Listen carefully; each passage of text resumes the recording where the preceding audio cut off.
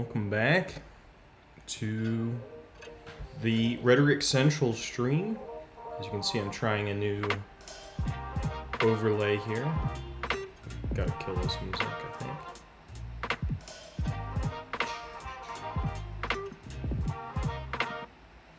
But yeah, welcome back to this stream. Today we're going to be doing a close reading of this piece, as you can see here, The Public Sphere, an Encyclopedia article.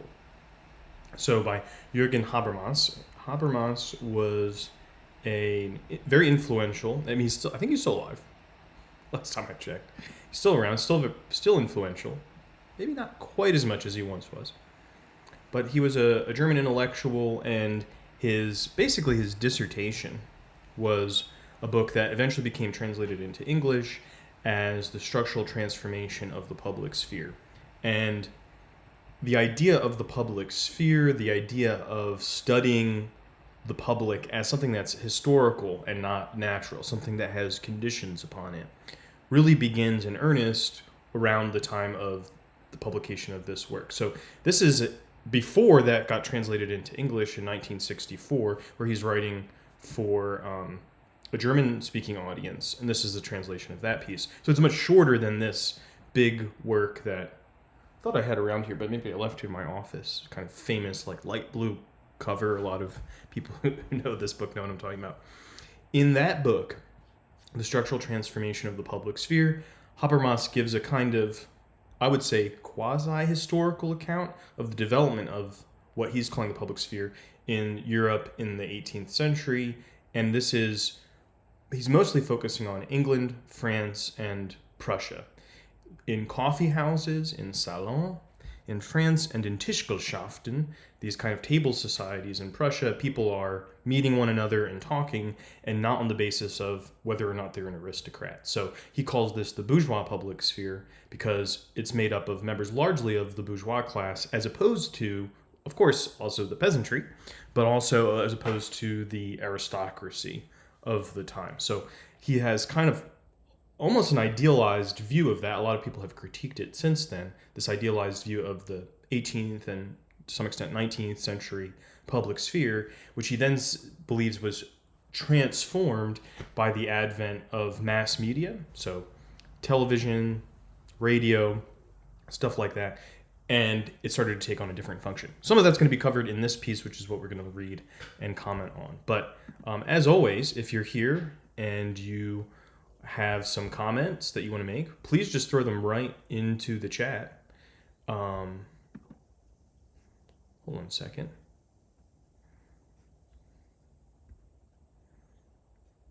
What's going on? Am I having some idio?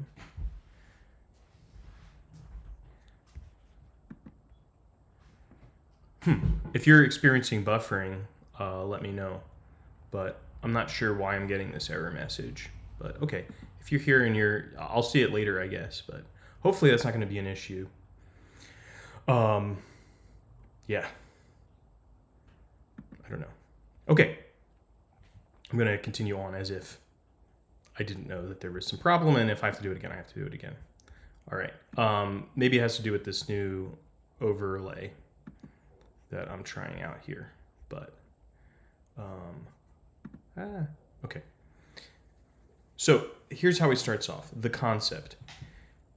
And this is written, an encyclopedia article, and this kind of one has, I think it's relatively short in terms of being 8 pages, but it's not just like an entry in a dictionary. He's really kind of putting forth a somewhat individualized view. And so when you get invited to write an encyclopedia article, you're being basically told by the encyclopedia editors that we think you're the foremost authority on this, and so we're going to trust you to give the kind of complete but summarized account of what this is about. So he's breaking it into different sections, and the first is the concept.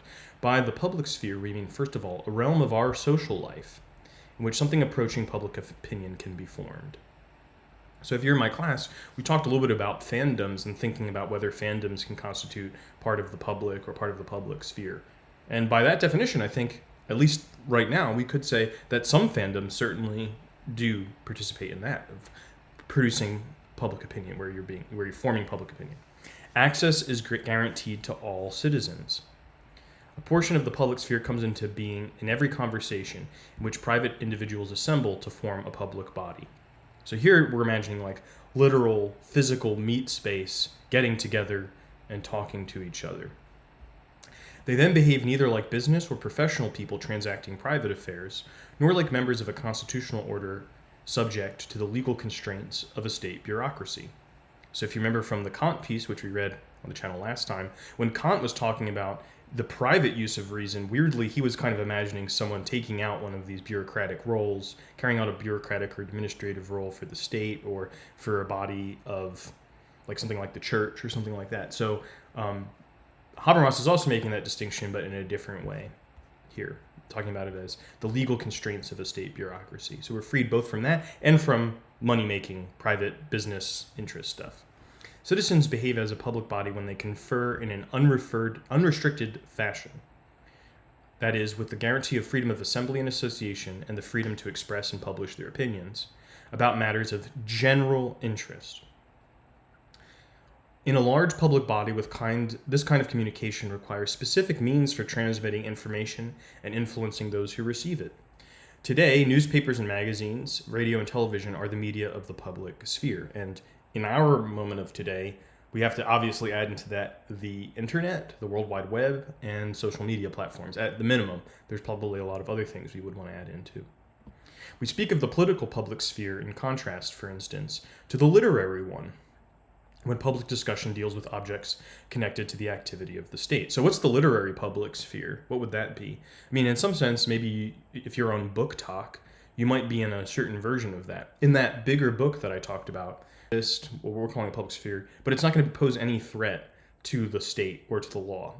So don't worry, state leaders, it won't matter. But Habermas is, I think, trying to say, okay, well, that could be the case, but public opinion in the public sphere can become institutionalized in a way that it does have political influence. And what would be a form of this institutionalization? There's lots of different ways to think about this, and that itself could be a subject for debate. But we might think about, in the United States, the piece of legislation called the Freedom of Information Act.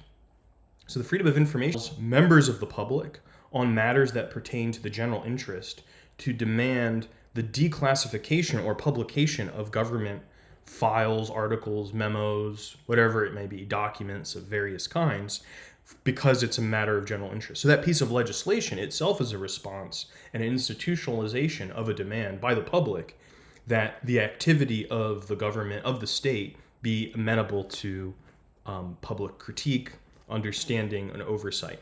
At the same time, if you've ever looked at a document that's released under FOIA, there's still often quite a bit of redactions. So there's a lot of black text over the text that you can see, or black boxes that say, where the state can say, sure, we'll give you where we can give you without jeopardizing functions or information or secrets that are important for the running of the state. Of course, it's difficult to know whether that's true or not because we can't see what the secret information is because it's still redacted. And alas, here we have one of the struggles between the public sphere and the state. Even in this idealized form that Habermas is talking about, we do see it playing out in things like Freedom of Information Act requests in this country. The expression public opinion refers to the tasks of criticism and control when a public body of citizens informally and in periodic elections, formally as well, practices vis-a-vis the ruling structure organized in the form of a state. Regulations demanding that certain proceedings be public, for example, those providing for open court hearings, are also related to this function of public opinion. So sometimes a certain trial is said to have, a certain kind of important public general interest, and so there's a demand for it, maybe even by some of the lawyers involved, for it to be filmed or open to the public. What should the public have access to in terms of court meetings or town hall meetings? Is this open to the public? Oftentimes, even if you wanted to do work in your yard, let's say you wanted to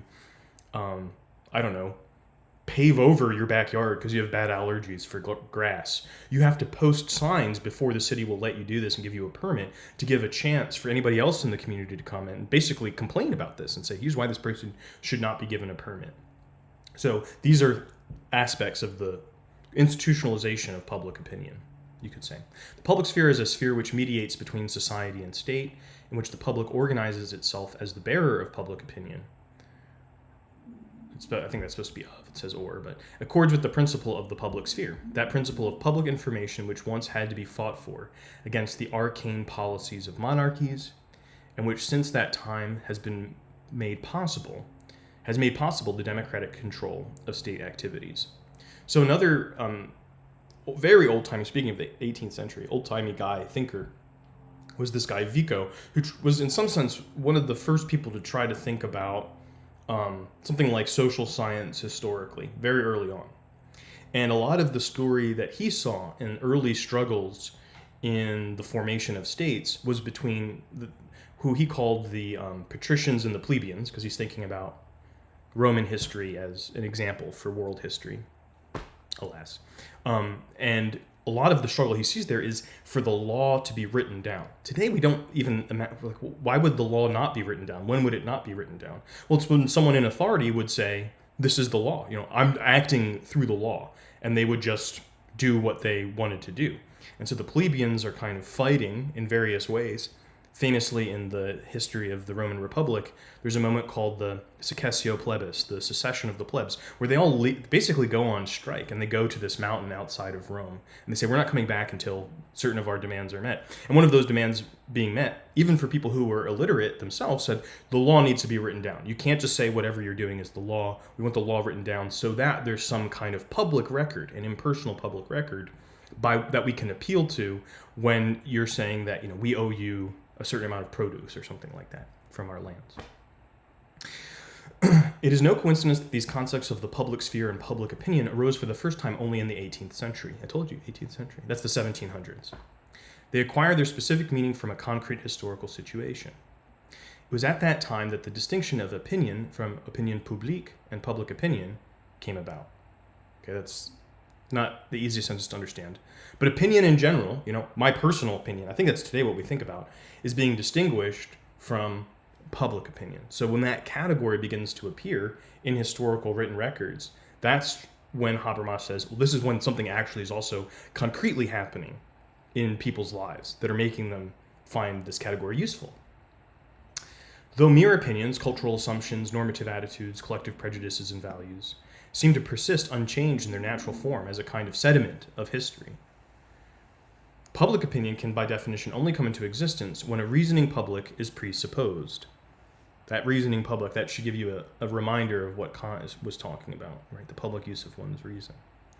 Public discussions about the exercise of political power, which are both critical in intent and institutionally guaranteed, have not always existed.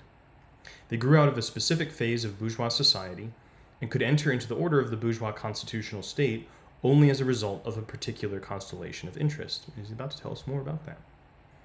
So 2, history. Let me just again check on the stream. It seems like it's back to normal. But yeah, if you're here and you want to let me know what you're seeing, that would be great. If anything starts to go weird, just throw something in the chat. There should be live chat for this stream. I think I've enabled it. I'm kind of new to, I used to do these on Twitch, so doing them on YouTube is a little new for me. So hopefully this is working. And my stomach is grumbling. Hopefully the mic is not picking that up. But I'm going to have a sip of my favorite polar seltzer, which is black cherry. It's a great flavor. Though they have a new one that I just saw, mango blackberry or something. That was really good. There's no indication European society of the High Middle Ages possessed a public sphere as a unique realm distinct from the private sphere. I'm sure there's somebody that would disagree with that, but let's just accept it for now. Nevertheless, it was not coincidental that during that period, symbols of sovereignty... Okay, thanks, Liam. Appreciate that. That during that period, symbols of sovereignty, for instance, the princely seal, were deemed public. So what... A seal is like one of those little... If you're a student at Greencastle, are the seal of the university, which it says the sigillum collegium, that kind of seal that was maybe printed, that could be printed on a coin, it could be printed on a shield or something like that. It could appear as an image in various places, would deem whatever that thing was on as being public. That's what he's talking about. It's literally just an image, but it characterizes something as being distinct from some kind of personal realm. There were also kind of private insignia. They called them imprese in Italian. But okay, that's a whole nother story. At the time, there existed a public representation of power. The status of the feudal lord at whatever level of the feudal pyramid was oblivious to the categories public and private, but the holder of the position represented it publicly. He presented himself as the embodiment of an ever-present higher power. The concept of this representation has been maintained up to the most recent constitutional history. So another example of this you can think about is what's famously called the king's two bodies, which this guy, Ernst Kantorowicz, wrote this massive, massive book about. But we don't have to read the whole book. We can just remember something that you've probably heard before. The king is dead. Long live the king. Which is like a weird thing. You're like, what? He's dead? Long live the king? Well, this is one of these kind of formalized things. The king has two bodies, the earthly body of the king, but then there's this kind of official body of the king. So when one king dies, then there's still another king. So there's a kind of crossover between it. The thing that continues, even as an individual person dies and another person takes their office, that official public sense, they thought about it as a body, which is kind of weird to us, but we use the idea of a corporation, which is the same thing. Corporations can have different people moving in and out of it. That's the public form of that office, of that person. So even if everything that happens in that office is maybe up to a particular person in terms of a king, the king is still possessing a public role, a public body when he is representing himself as a king or a queen. The concept of this representation, regardless of the degree to which it has loosed itself from the old base, the authority of political power today still demands a representation at the highest level by a head of state. Such elements, however, derive from a pre-bourgeois social structure. Representation in the sense of a bourgeois public sphere, for instance, the representation of the nation or of particular mandates, has nothing to do with the medieval representative public sphere, a public sphere directly linked to the concrete existence of a ruler. As long as the prince and the estates of the realm still are the land, instead of merely functioning as deputies for it, they are able to represent. They represent their power before the people instead of for the people. Now, this does seem very weird, and it is hard to understand. I'll admit that even doing the history on some of this stuff confused me a lot. So one of the times I came across this was I was looking at something called the Putney Debates. This is during the 17th century, actually. We wouldn't usually call this the medieval period anymore, but depending on how you think about it. It's during the English Civil War. And I think at that point, the king was already, maybe the king hadn't been beheaded yet, but there was a full-on war between the parliamentary forces and the Protestant forces versus those who were loyal to the king, whatever. But the army, who was led by Oliver Cromwell, there were certain elements of the army that were like, hey, this war should really be about something that we might call democracy, that everyone should have a right. But when Cromwell, who is the head of the army, and his son-in-law, Ireton, were arguing against them, they kept making this argument that I found strange. They're like, it cannot be because the country itself is the people that own the land. Like, they weren't able to even understand, it seems, what these other members of the army were saying, where every man should have a say, should have a voice in the Constitution.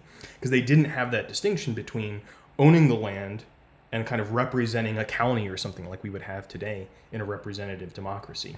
So it took a long time for the concept of that to come about, which is itself weird to us, but that's often the case in history. The feudal authorities, church, princes, and nobility, to which the representative public sphere was first linked, disintegrated during a long process of polarization. By the end of the 18th century, they had broken apart into private elements on the one hand and into public on the other. The position of the church changed with the Reformation. The link to divine authority, which the church had represented, that is religion, became a private matter. So that's one of the important things that happened. Like, my conscience, my relationship to God is through myself. I don't have to go to a public body in order to figure out, or to anybody else, right? So religion becoming a private matter, that was a huge transformation. That was not the case. I mean, even today, I think it's like, that's not what would be the case for most people who are religious. They wouldn't think of it as purely a private matter because there would be some worship in public, but it's still considered today primarily that your religion is a kind of private part of your identity or of your activity, as opposed to itself a public life. Anyway, that's complicated stuff, depending on where you live, of course. So-called religious freedom came to ensure what was historically the first area of private autonomy. The church itself continued its existence as one public and legal body among others. The corresponding polarization within princely authority was visibly manifested in the separation of the public budget from the private household expenses of a ruler. So the accounting came in and distinguished these things, and saying, okay, well, when the king's going to put on a party for all of his friends, like, it goes in a different book. That can't come from the public coffers. That was recently kind of like a big deal in the UK, relatively recently, when Boris Johnson's government, despite all the other things that were happening, the big scandal that rocked the UK was that they had this Christmas party at Downing Street. And they're like, you had a Christmas party while all of us, you were telling us to follow COVID restrictions, and you used public money? How dare you? Right? That was seen to be kind of really beyond the pale for many people in the UK. But at an earlier time, be like, how do we even distinguish the king from the public coffers? Like, these are all part of the same thing. Finally, the feudal estates were transformed as well.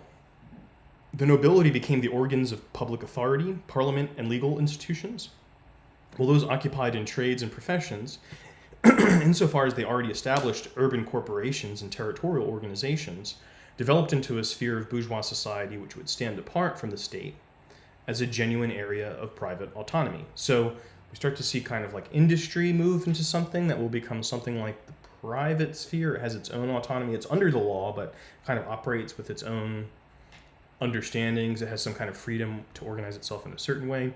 The rise of the joint stock company, kind of the early stock market, is going to play a large role in that. Also, financial bubbles. We even get the term bubble today from these periods in the 18th century. The first one were these sea ventures. I think it was the Mississippi bubble and then the South Sea bubble, which is kind of a journalistic joke about how, like, these ships sank, you know. But we have the idea today of, like, speculation expanding like a bubble and then popping. So there's all this kind of stuff is happening at the same time. The representative public sphere yielded to that new sphere of public authority, which came into being with national and territorial states. States were not always national. Really, I mean, I think probably one of the big first national projects is with Napoleon. And going around to the French countryside and telling all these people, like, oh, you're French. We're all part of the same thing. People are like, what? I've never heard of that before. Even the fact that there's like one French language, that wasn't an obvious thing. So the creation of a national project that is associated with a single uniform state, definitely not something that's always historically existed. Pretty recent, relatively speaking, in history. Continuous state activity, permanent administration, standing army, now corresponded to the permanence of the relationships with the stock exchange and the press had developed within the exchange of commodities and information. Public authority consolidated into a concrete opposition for those who were merely subject to it, and who at first found only a negative definition of themselves within it. So, be like, oh, public authority? Yeah, that's the people that tax me. Those are the people that come and tell me I have to give them money. That's my only interaction with them. These were the private individuals who were excluded from public authority because they held no office. Public no longer referred to the representative court of a prince endowed with authority, but rather to an institution regulated according to competence, to an apparatus endowed with a monopoly on the legal exertion of authority. Private individuals subsumed in the state at whom public authority was directed now made up the public body. So weirdly, well, he's trying to show a transformation here. So it's like, if the public at one point, let's imagine Versailles, before Napoleon. Versailles, Louis XIV, the Sun King. He goes like way out of Paris. Kind of and if you've ever been to Versailles, it's kind of far out. I mean, now today there's there's stuff around it, but it's not close to anything. But that's kind of what he wanted, so that the public court that he presided over all had to live there, and it was just those people, right? It was the other nobles that were part of Versailles were the public. It's very different from the public at this point, where there's like army going around and saying, I'm conscripting you into service, or you have to pay your taxes. And now all of those private individuals who are being told by someone that's basically anonymous but carrying some kind of symbol that shows that they have public authority, all of those private individuals together are now the public in a different way. They're part of the public sphere that's critical of the public administration. So we see two kind of emerging changes in the sense of what the public is, public authority and public opinion, kind of in opposition to one another. Okay, society, now a private realm occupying a position in opposition to the state, stood on one hand as if in clear contrast to the state. On the other hand, that society had become a concern of public interest to the degree that the reproduction of life in the wake of the developing market economy had grown beyond the bounds of private domestic authority. So when you talk about the reproduction of life, he that makes it sound, like really grand, but it's just like making sure that you're surviving, like just the daily business of living. Yes, also reproduction in the sense of having children and stuff like that. So the collection of population records, the introduction of birth certificates, these kinds of things eventually become important. But just making sure that life continues to run. In an earlier period, in a more, let's say, a more feudal time in Europe, some of the things that people would think about in terms of economy would be like, how do I run my farm estate? The word economy itself, oikos, it's like that Greek yogurt you get at the supermarket, which means kind of the household, and nomos, which means the law. So it's like the law of the household. So you can sense what's now called economics comes from political economy, something emerging at this time, which is the entire state is kind of being imagined as the administration of a household. And so the things that I need as a private individual in a more complex political economy, I mean, I can't get them from just here. I might have to interact with the public authority in some way in order to sell stuff, buy stuff, have licenses or permissions to do things. So that's kind of what's happening here. There's a little bit more. The bourgeois public sphere could be understood as the sphere of private individuals assembled into a public body, which almost immediately laid claim to the officially regulated intellectual newspapers. I wonder what the German for that is, because I think it would probably sound different. For use against the public authority itself. In those newspapers and in moralistic and critical journals, they debated that public authority on the general rules of social intercourse in their fundamentally privatized yet publicly relevant sphere of labor and commodity exchange. Okay, so that's the very, very brief, condensed, tight history of that early transformation into a public sphere, an opposition between the state and the public, in Habermas's version of it. Okay, the liberal model of the public sphere. One thing that is important to say, if you've come with me this far, is that the terms liberal and conservative in American discourse have these very specific meanings to people. It's that a liberal is someone who's voting for Kamala Harris or something like that. That's not what it means here, really, at all. Is there a historical relationship between American use of the term and how it's being used here? Yes, but we don't need to get into that. One way to think about what liberal means is, yes, it's an ideology, but it's all set of ideologies which are very much concerned or organized around a commitment to freedom of expression and to a public institution for that freedom of expression for these purposes. There's a little bit more to it, but we're going to stick with that for now. The medium of this debate, public discussion, was unique and without historical precedent. Hitherto, the estates had negotiated agreements with their princes, settling their claims to power from case to case. So if you knew about the Magna Carta, I think that's the 13th century, it could be the 12th century, I don't remember. But the estates being, there's this idea of the third estate, there's a very interesting document in the French Revolution, like, what is the third estate? And they're like, I guess that's le peuple, the people, right? It's like everybody. Most of us are in the third estate. But there was the idea of the clergy, the nobles, and then the peasantry, and that there were these kinds of various classes that were understood as making up a kind of body politic at the time. So people who were landholders would go to these kind of feudal kings and say, with the Magna Carta, they're like, you're violating our rights.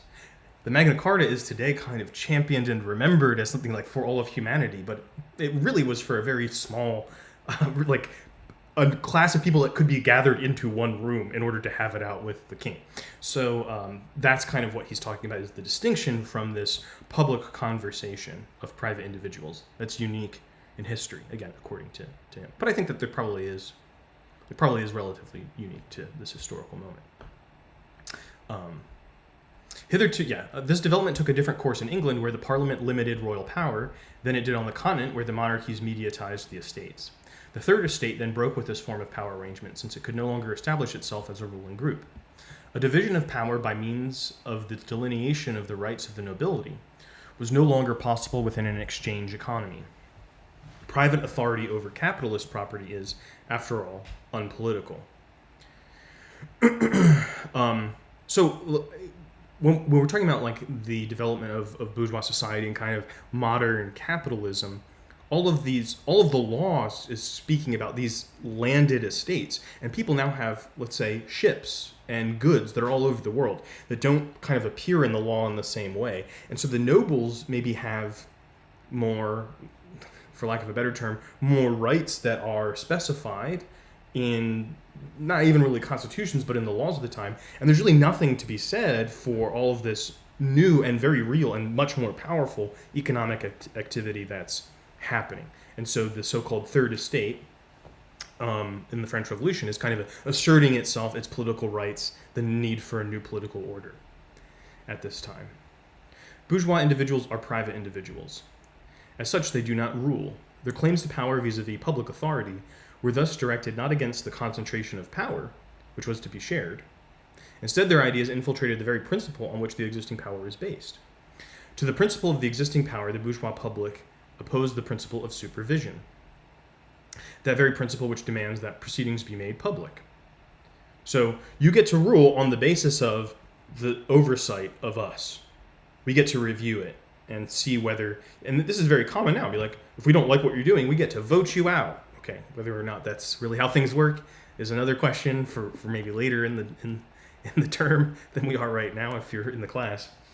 But yeah, that's kind of what is being imagined here for the first time. The principle of supervision is thus a means of transforming the nature of power, not merely one basis of legitimation exchanged for another.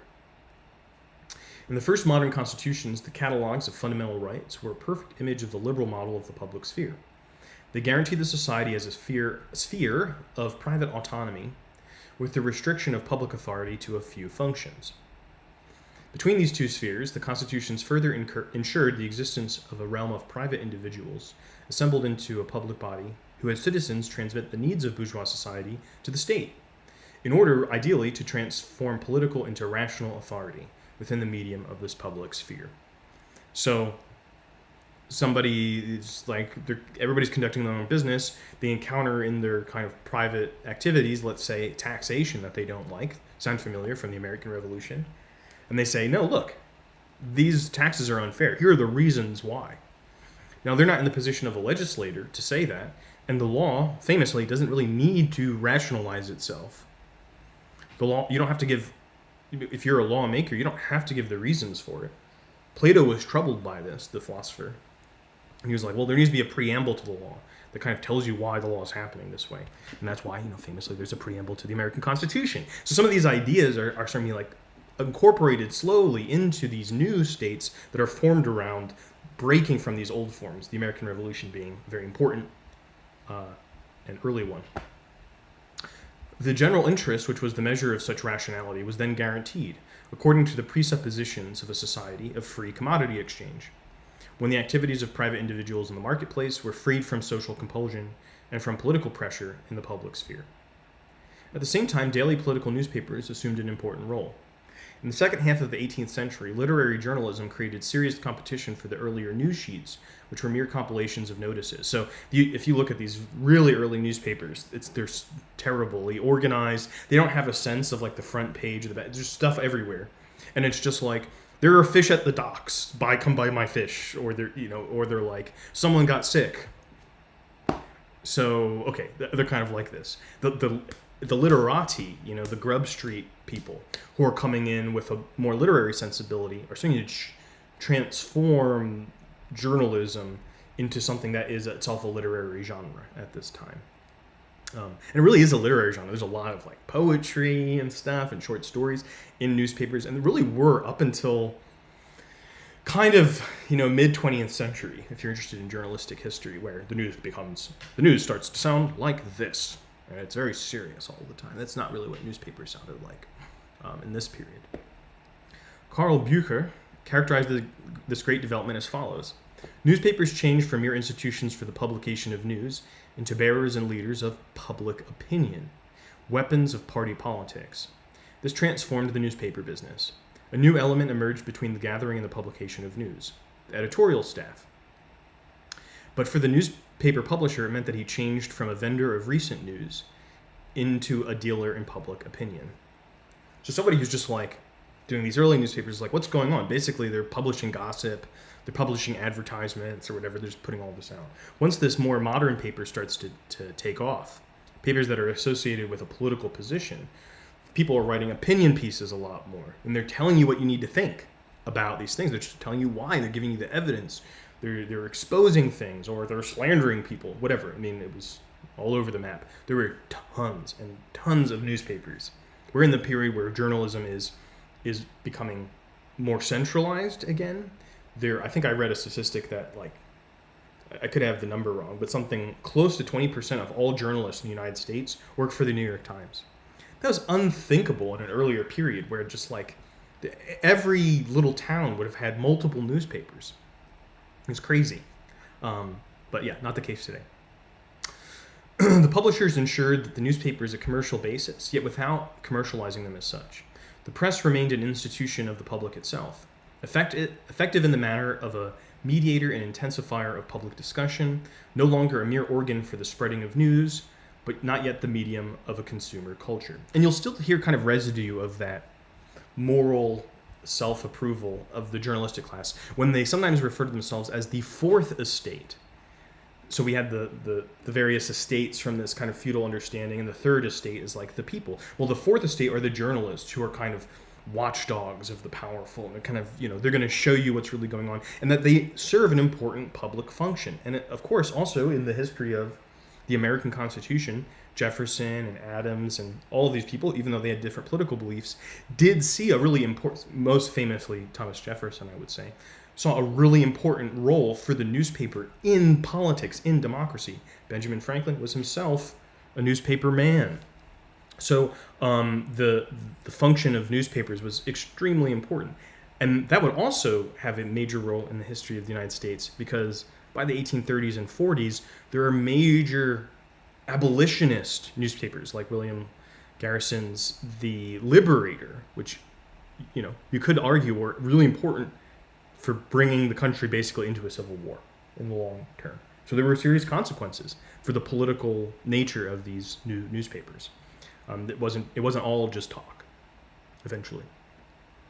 This type of journalism can be observed above all during periods of revolution, when newspapers of the smallest political groups and organizations spring up. For instance, in Paris in 1789. Even in the Paris of 1848. In 1848, there were revolutions all over Europe. Big era for revolutions. Every halfway eminent politician organized his club. Every other his journal. 450 clubs and over 200 journals were established there between February and May alone. That's crazy. Can you think about 200 newspapers being formed in like any city now in a couple months? That's crazy. You couldn't imagine that. I guess today it would be like just social media accounts or blogs. Blogs were kind of past already past that moment. But it just wouldn't have the same impact of being like 200 social media accounts. What are those? Bots? We wouldn't care that much. Until the permanent legalization of a politically functional public sphere, the appearance of a political newspaper meant joining the struggle for freedom and public opinion, and thus for the public sphere as a principle. Why? Because some public administrator might come in and be like, I have a couple of goons with him and be like, okay, bash up that printing press. Just literally smash it. I don't want to hear any more about this. Bye. So there was a certain amount of kind of like public carriage. There was a political position of saying there should be publications until there was a legal win for free speech or freedom of expression. In like Russia in 1848, pretty authoritarian situation. But then there are all these kind of members of civil society that are trying to build something like a public sphere. It didn't already exist. They had to create one at that time. And today, perhaps. Until the permanent legalization, okay, I already read that. Only with the establishment of the bourgeois constitutional state was the intellectual press relieved of the pressure of its convictions. Since then, it has been able to abandon its polemical position and take advantage of the earning possibilities, Skrilla, of a commercial undertaking, which is an interesting little bit. So he's saying, like, before you have protection, in the law for freedom of speech or expression or freedom of press, you're like constantly struggling, and like it's not really about making money. It's itself a political thing. Well, once you have that protection, you're like, okay, let's make the money. Time to make the money. In England, France, and the United States, the transformation from a journalism of conviction to one of commerce began in the 1830s at approximately the same time. And the transition from the literary journalism of private individuals to the public services of the mass media, the public sphere was transformed by an influx of private interests, which received special prominence in mass media. So that's like a very, very condensed version of his thesis that he wrote in the whole book as like, a major transformation. But he says it's beginning as early as the 1830s, which is kind of interesting. Although the public sphere in the social welfare state, mass democracy. Another note here. In the American political discourse, to talk about a welfare state is usually a term of approbation. You say, oh, this is just a welfare state, this is the nanny state, this is really bad. I think from the perspective of European intellectuals, the welfare state is kind of like a neutral designation of a historical transformation of what states did. That states, the administrative part of the state, takes on more functions that serve various aspects of the population's what we can call welfare. So not necessarily just transfer payments, but dealing with health, dealing with agriculture. So the expansion of the state bureaucracy and administrative functions to deal with things that impact the lives of private individual citizens. Although the liberal model of the public sphere is still instructive today with respect to the normative claim that information be accessible to the public, it cannot be applied to the actual conditions of an industrially advanced mass democracy organized in the form of the social welfare state. In part, the liberal model had always included ideological components, but it also in part true that the social preconditions to which the ideological elements could at least one time be linked have been fundamentally transformed. The very forms in which the public sphere manifested itself, to which supporters of the liberal model could appeal for evidence, began to change with the Chartist movement in England, kind of like a early radical movement, arguing for rights and property things. And the February Revolution in France. My nose always gets itchy when I do this. I don't know why, but just warning me in the future. Sorry about all the nose itching. It happens like about 30 minutes in, always, inevitably. Because of the diffusion of press and propaganda, the public body expanded beyond the bounds of the bourgeoisie. The public body lost not only its social exclusivity, it lost in addition the coherence created by bourgeois social institutions and a relatively high standard of education. Conflicts hitherto restricted to the private sphere now intrude into the public sphere. Group needs, which can expect no satisfaction from a self-regulating market, now tend towards regulation by the state. So this is something that still gets debated, and you can always find libertarians who will argue that all group needs can be satisfied by the private sphere, by markets or something like that, contracts. But I think a lot of people would say that things like public roads are not that profitable. They just kind of deteriorate. So as more and more kinds of functions that the state gets involved in, people are appealing more for things that they can't appeal to in the private sphere. They can't deal with in a simple market transaction. Whether it's just or unjust, there's just not really a possibility for that. So that's one of the things that's happening here. The public sphere, which now mediate these demands, becomes a field for the competition of interests, competitions which assume the form of violent conflict. Laws which obviously have come under the pressure of the street can scarcely still be understood as arising from the consensus of private individuals engaged in public discussion. They correspond in a more or less unconcealed manner to the compromise of conflicting private interests. Social organizations which deal with the state act in the political public sphere, whether through the agency of political parties or directly in connection with the public administration. Or I think we could also say, in this country, through things like lobbies, which are not exactly the part of the party. Anyway, that's not legal in every other country, so that would just be considered corruption in other places, probably, and be illegal, technically. With the interweaving of the public and private realm, not only do the political authorities assume certain functions in the sphere of commodity exchange and social labor, but conversely, social powers now assume political functions. This leads to a kind of refeudalization of the public sphere. large organizations strive for political compromises with the state and with each other, excluding the public sphere wherever possible. But at the same time, the large organizations must assure themselves of at least plebiscitary support. A plebiscite's, when we all kind of vote on something, but what does he mean by that? From the mass of the population through an apparent display of openness, which is a very interesting thing. So one thing, again, go back to lobbies here, which I think is a helpful way of thinking about what he's imagining. There is a street in Washington, K Street, where there are a lot of institutionalized lobbies that exist right next to the seat of power. And so in a sense, because lobbying is done apparently in the sense that we've accepted it legally, it has a certain kind of legitimacy here, even though I think a lot of people are dissatisfied with the power of not just specific lobbies, really lobbying itself. It doesn't seem very democratic that people with large amounts of money can have more effect and sway on legislation in the state than other people. There might be good policies that come out of that. So you could think about Mothers Against Drunk Driving, MAD, which is still it's a lobbying group.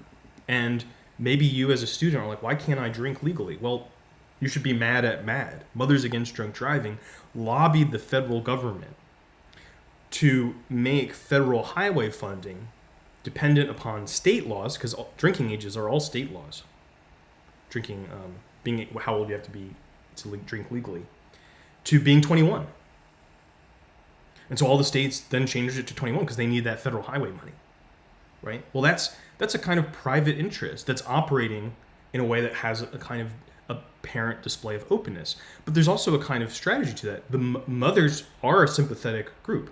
When they spoke in public, they often spoke as private individuals. Maybe often those mothers who were affected tragically with the tragic outcomes of drunk driving. So there's a complex relationship in some of these, sometimes get called special interest groups, in their relationship to the public. Because in some sense, they don't operate as public individuals. They operate as private interests that negotiate in the public sphere with the state and with other private interests, negotiate and compete. But they also use publicity in order to appear to the more general public through mass media as being kind of part of us.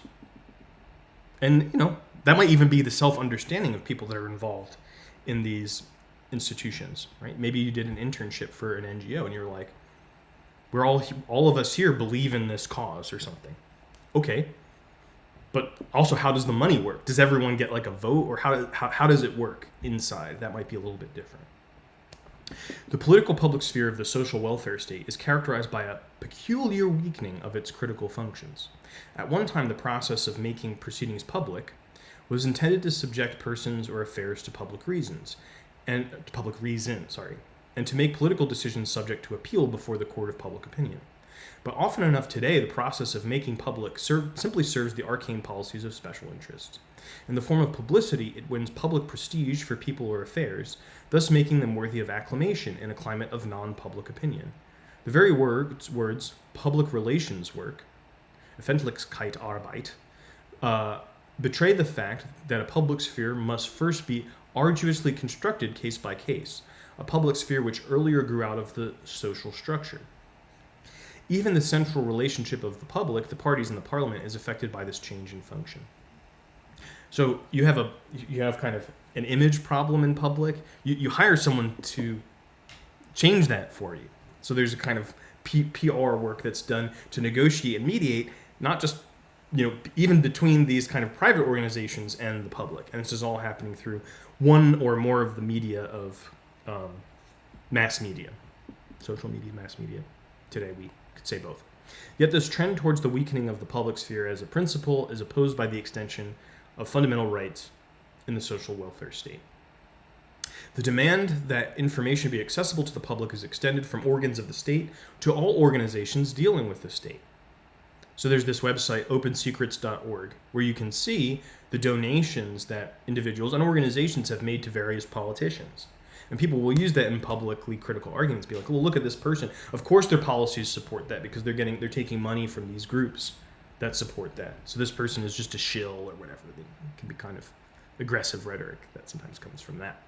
To the degree that this is realized, a public body of organized private individuals would take the place of the now defunct public body of private individuals who relate individually to each other.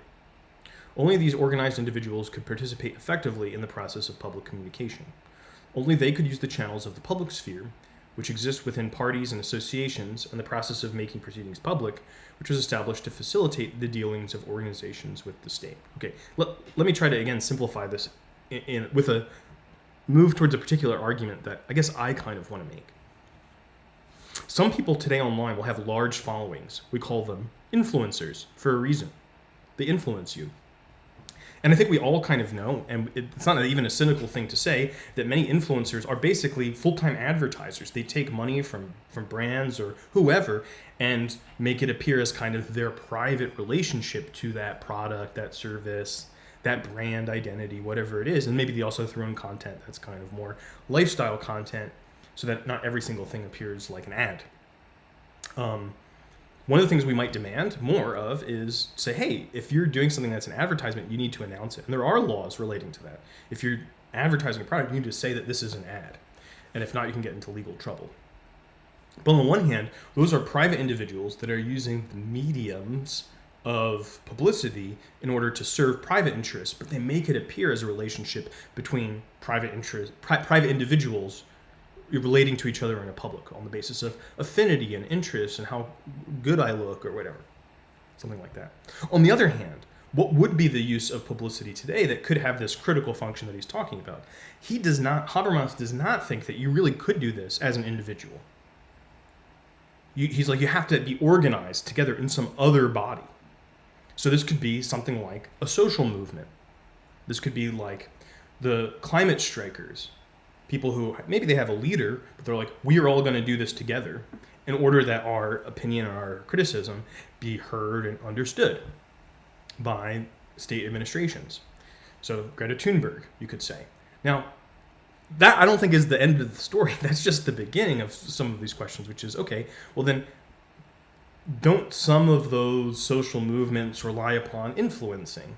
And that kind of individual relationship that we feel like we have with people. Sometimes people call it the parasocial relationship. What's that? What's the story there? He doesn't even know about this. This was written in 1964, so there's not a whole lot about this in his theory. We need to think about this for ourselves. But on the other hand, is every use of the parasocial something that would be not considered part of the critical function of the public sphere? I don't really know. I don't know the answer to it, but okay. We're almost at the end here. The idea of the public sphere preserved in the social welfare state mass democracy, an idea which calls for rationalization of power through the medium of public discussion among private individuals, threatens to disintegrate with the structural transformation of the public sphere itself. It could only be realized today on an altered basis as a rational reorganization of social and political power under the mutual control of rival organizations committed to the public sphere and their internal structure, as well as in their relations with the state and each other. This is a very weird place to end. And I have to admit, I'm kind of suspicious of Habermas's formulation here. Because one of the things that comes to mind for me about the mutual control of rival organizations that kind of mediate to the public is the Committee on Presidential Debates, which is kind of the mutually controlled body by both the rival organizations of the Democratic and Republican parties. Has that been good? Have they done a good job in creating critical public discourse? I wonder about this idea of mutual control of rival organizations being the way that we get back to a kind of critical public sphere. Why does he say that? I mean, I'm not totally sure, and this is a very short piece in terms of his entire body of thought. He was, like many German writers, he tends to be long-winded. Sorry. There are some great German thinkers that are very good at being short and concise, like Nietzsche, for instance. But anyway, the mutual control thing would seem like it would have to be conditioned on the basis of the state requiring that rival organizations engage in some kind of mutual control or consolidation. So even in order to get to that point, we need to have some kind of movement that's pressuring people for that. would that be what we want? Another thing we can think about in terms of public discourse in the United States is the history of the fairness doctrine. So this is especially on radio, that if you were to represent any political position on radio, you'd have to also present the rival political position for the same amount of time. And this was the history of this doctrine, I think. There are different opinions on how it went, but I would say the consensus among most scholars of this period is that it was very easy to manipulate the fairness doctrine, actually to do exactly the thing that Habermas doesn't want to happen, which is we're using the appearance of publicity and fairness and balance in order to actually get legitimacy for a very highly organized private interest, to make it appear as if it's kind of grassroots, something coming like this. Okay, so that is Habermas's article on the public sphere. Hopefully it shows you some of the themes that are going to be relevant for thinking about public communication.